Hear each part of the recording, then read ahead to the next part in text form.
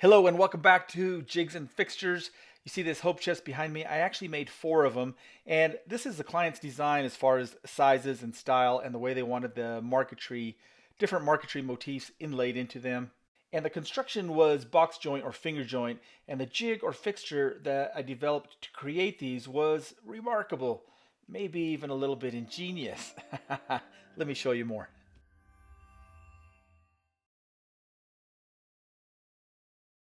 All right, so here you can see the box joint or finger joint, and they're rather large, but the size proportion was fitting for this piece.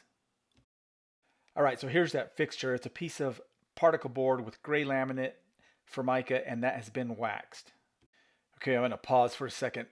Now there's an indexing board that all the pieces index tight to. That probably has clear tape or similar. And then the white pieces that you can see, that's solid plastic like polypropylene, polyethylene, and glue will not stick to it. It's fabulous.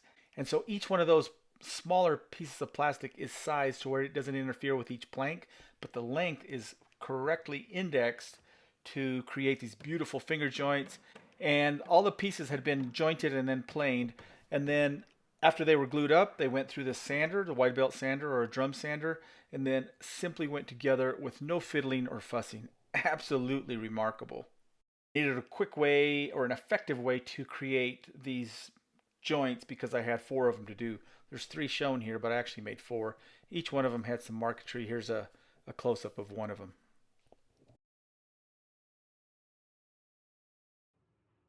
And while we're on the subject of clamping, this is a fixture that I had made at my old work. It's crude but very effective.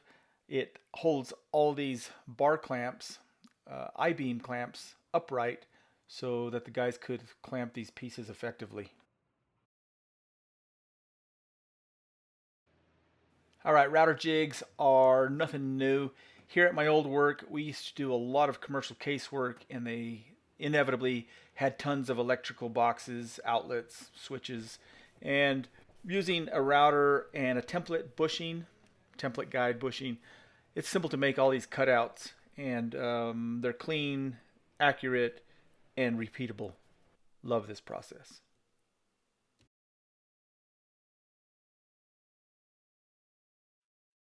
Here I'm cutting some raw or commercial, looks like Purple Heart veneer, and it's thin. It wants to go underneath the table saw fence. So this little fixture, simply 1/4 inch MDF with a little cleat, holds it in place. By using a piece up on top, I'm creating a zero clearance effect. Not only do the pieces not go underneath the fence, they come out crisp, clean, and beautiful. This is the exact same concept that I used to use at our old work for the guys when we were cutting plastic laminate to prevent that formica from going underneath the fence. Of course, with plastic laminate, you don't need the top piece. All right, so here's the jig in action. I've got a couple of cleats on this side. That registers to this edge of the table. I have a notch for the blade. I'll set this in place like that. Clamp this down, like so. Now the left side of this blade is in direct alignment with this edge of the jig, exactly, right where the teeth are. Now here's the cool thing about this tip or this fixture. I've got these 1/16 inch drill bits with a piece of tape. I can put one on that end of the fence, one over here. I have elongated slots in this fence. Slide the fence up to the jig. I've drilled and tapped my cast iron table for a couple of locking knobs. I can remove the jig, remove the drill bits, thus creating a 1/16 inch space exactly between the blade and the fence. Yeah, man, time to do some resawing, yeah? Of course, this could be any size or pair of drill bits. Here's some more info. Bandsaw blade is about a 1 inch wide, 2 teeth per inch. A blade made by Leno called the Woodmaster. And this thing is phenomenal. So check this out. This chunk of Wenge, 8/4 Wenge, and look at that, super smooth cuts. And this is really impressive. So let me switch this over. From corner to corner, I don't know if you can see that. The light's reflecting 7/128 of an inch, dead on from corner to corner, from end to end. Haha, that's awesome, yeah? I love it.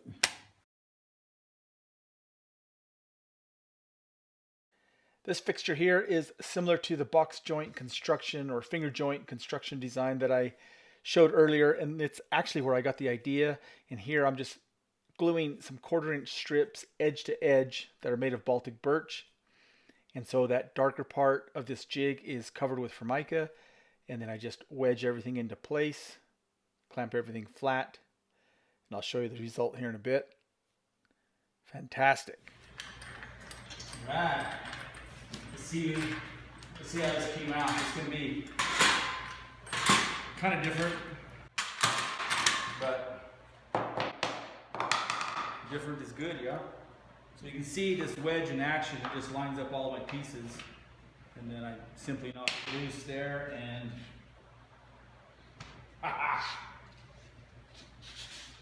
check it out.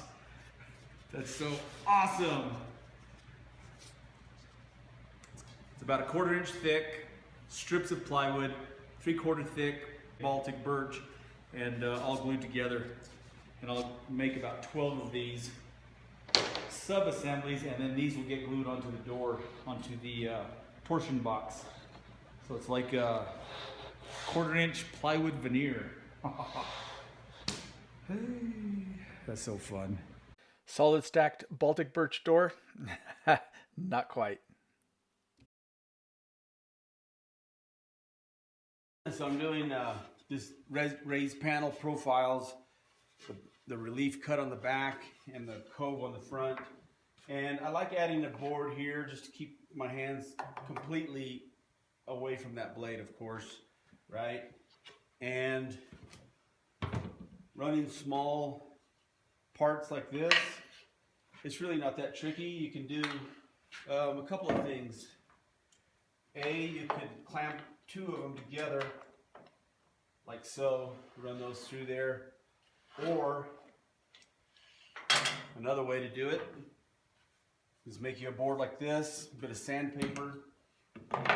This guy goes on here, like so, nice and secure. Run that through, right? Yeah, man. Lots of ways to do things. So here with these raised panels, they had a bit of a twist, this texture on the profile part, and then I hit it with Scotch-Brite to get rid of any burrs.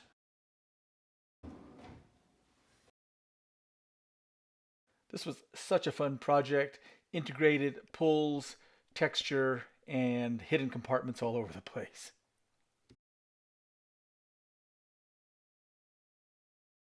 So I'm working on some drawer fronts, and I've got them on my bench right here, but I wanted to share this with you. So originally I had made these guys, grab this one, to go over your bench dog like that, and with just a little bit of pressure it binds. And the reason I had made those is to hold something long and narrow in a front vise like that, and that would hold that nice and steady for you. But I don't really use them that much anymore for that, because since then I've drilled these round dog holes in the front of my bench, but they still have a lot of uses, and one of them is for holding stuff like this. So this would be a little bit wider than one of my bench dogs, but by putting that on there I can easily capture that, or even laying a board flat holds it nice and steady. So yeah, I love them and find myself using them more and more.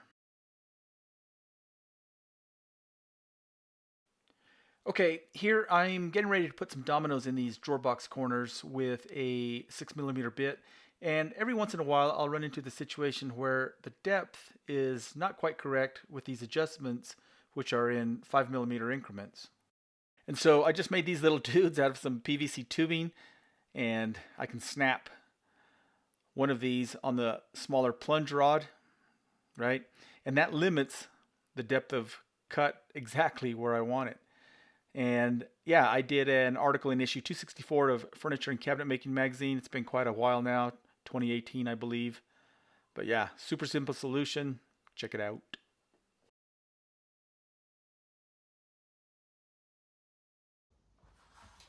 All right, on to another fixture. This is what I call the 90 degree deck for the Domino. I make these for both the DF500 and the larger XL700 that I'm using here. And it attaches with two 5mm thumb screws that I provide. Once it's in place, this thing is excellent for making face cuts. So here I'm clamping this to this chunk of maple. And look at that, it can just hang there in mid-space. No worries. Looks like I don't have power. Let me plug that in. And we'll give this a go. Now, when I first showed this on Instagram, I was told by a few people that my machine should have came with one of these. And so sure enough, I looked and there was one in the box. I don't keep my machine in the box, so I had forgot about it. And the one they sent is plastic and small and not very rigid. My current version is 7 inches long and 3" by 3" angle, 3/16 wall thickness, and extremely strong and very rigid. I'll leave a link for the 90 degree deck in the description.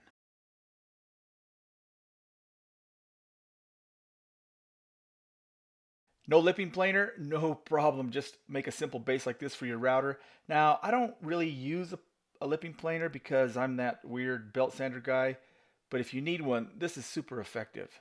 Just be sure to make it very robust and strong so it doesn't flex. And here you can see how I was able to get that oak and walnut flush.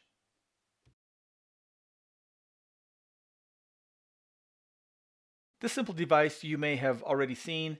I made one of these literally like 40 years ago. Check it out. 9 by 11, I believe. Yeah. Sanding paper, sanding sheets. This is from Maverick Abrasives. This is a 220 grit. And I like gluing 2 of them back to back, right? Contact cement. Just makes it really easy to use as you're sanding, it doesn't try to slip. And everyone's seen the cutting board for sandpaper, right? Simple hacksaw blade, something like that. And for what I'm doing, I like them about this size. It makes a 3" by 2 3/4. And I get 12, 14 pieces out. 12 pieces, but yeah, that's how I do it.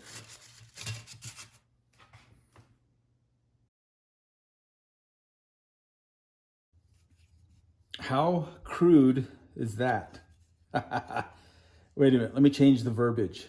How effective is that? Well, let me show you. So what I have here is a tabletop with this chamfer made of holly, and I need to scrape that. It's at a 45 degree angle. So I devised this simple jig,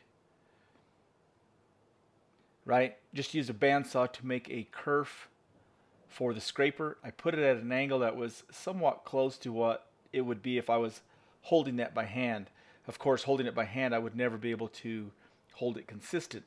So with this jig, worked amazingly well. And at first, it was kind of clogging.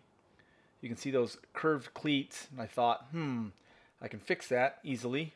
So I removed one of the cleats and cut the corner off. All right, so while he's cutting that, years ago I had one similar to this, but I couldn't find it, so it must have got tossed. Anyway, there it is, with the corner clipped, and now it won't clog.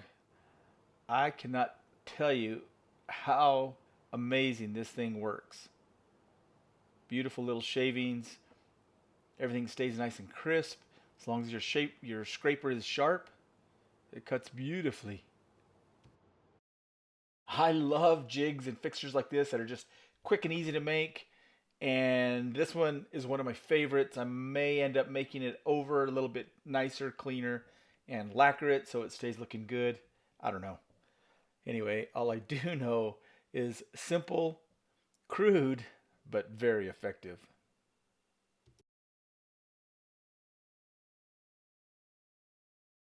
All right, here's another one that's very simple, and I don't think I saved this one. I've used these many times before.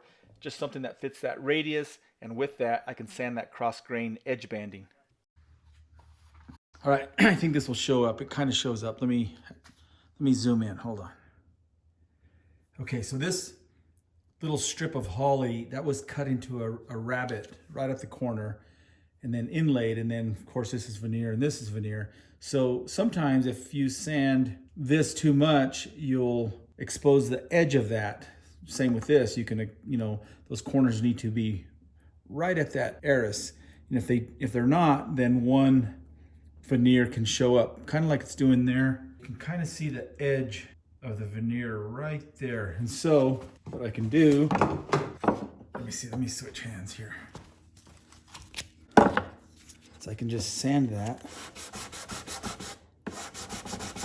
I'm basically sanding that wenge down. Doesn't take much. I'll bring those points right where they line up. I need to do a little bit more, but you can see what I'm talking about. Kind of crazy and in your face, but I had to do that in order for it to show up. Anyway, cool little jig.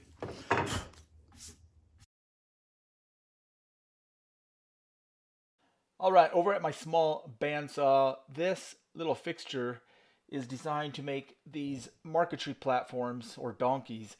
These are for a class that I teach called Marquetry Class 101. It's essentially a set of tutorials on a flash drive, and it's a self-contained kit. In other words, I include the donkey, the flash drive, the fret saw, the blades, the pin vise, the drill bits, the glue bottle, the veneer pack, everything you need to get going and to learn marquetry.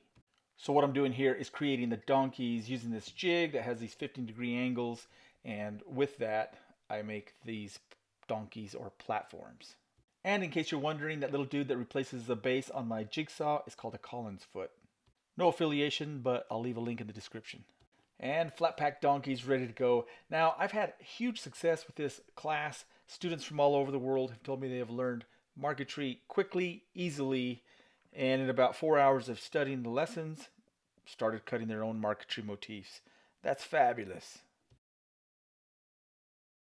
Marquetry is a crazy cool aspect of woodworking, and it's not as hard as it looks. And here's some of the fun that you can have with marquetry. This is a technique referred to as trompe-l'oeil, which is French for illusion.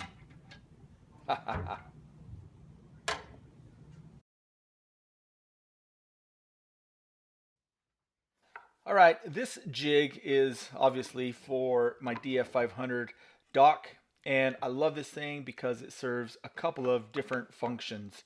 Let me show you more.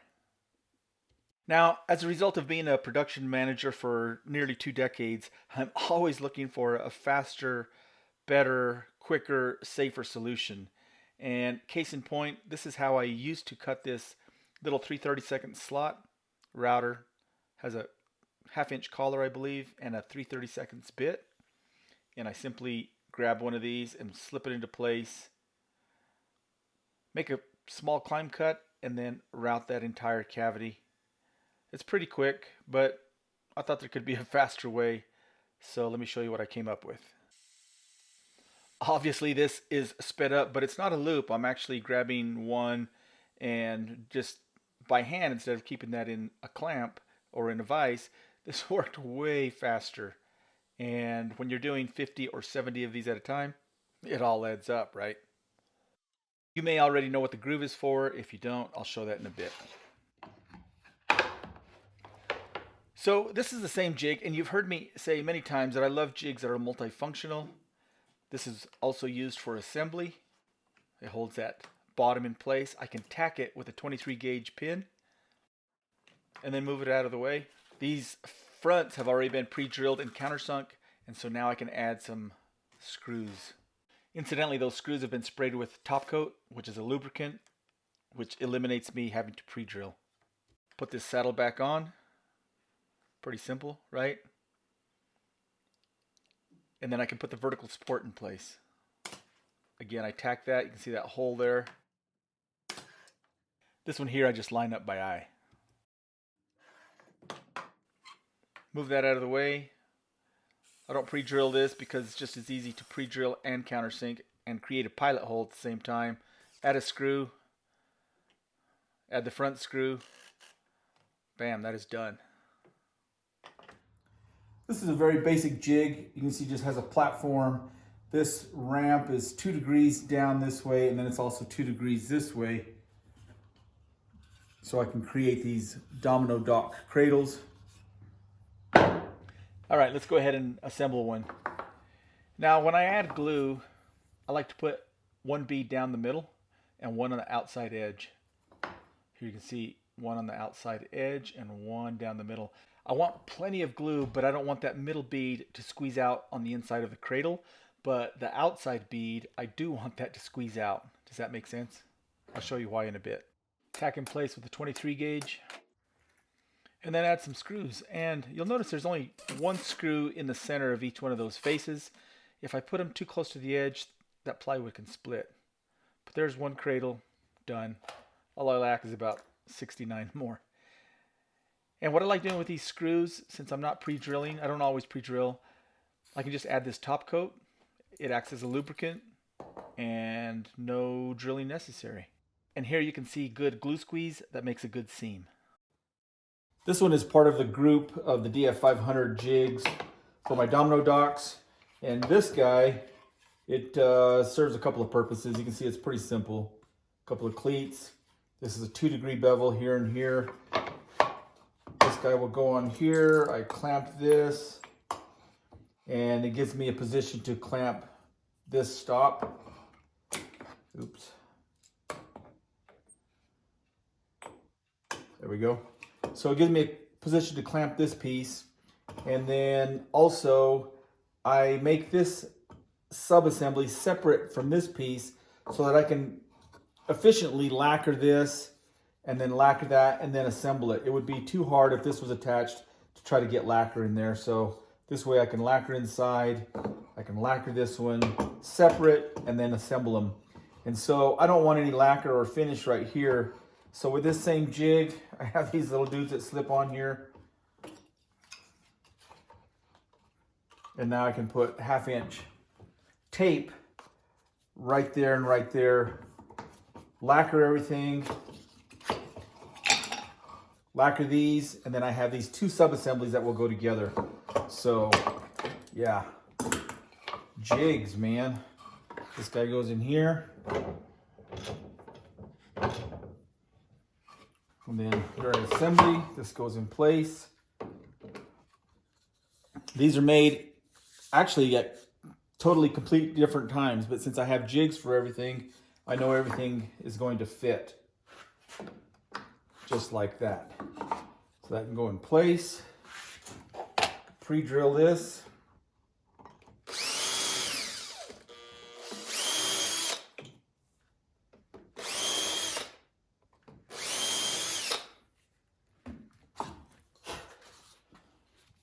Add some glue. See how beautifully and secure that jig holds that? That's awesome. I typically make 50 of these at a time, whether it's these DF500s or the XL700, and they are a ton of work, but they sell like crazy, and I feel very grateful. Let's go ahead and put one of these docks in my front vise. Got these little vice wedges to keep the vise from racking. Yeah. That dude goes there. Slip this in place. And then this little nub or protrusion on the bottom of the DF500, well, that dude engages with this little slot that I made earlier. So along with the cradle being angled at 2 degrees in 2 directions, it locks it in place very secure. Oh, and these little aluminum pins with plastic and magnets, well, you'll just have to come back and see what those are for, yeah? All right, that's the video on jigs and fixtures. Some of these jigs were used to create jigs, right? And the dock is absolutely one of my ultimate fixtures. You can see more at my website on how this is used. It's not just a simple cradle to hold your machine. With it, you will teach your domino new tricks. Thanks a ton for watching.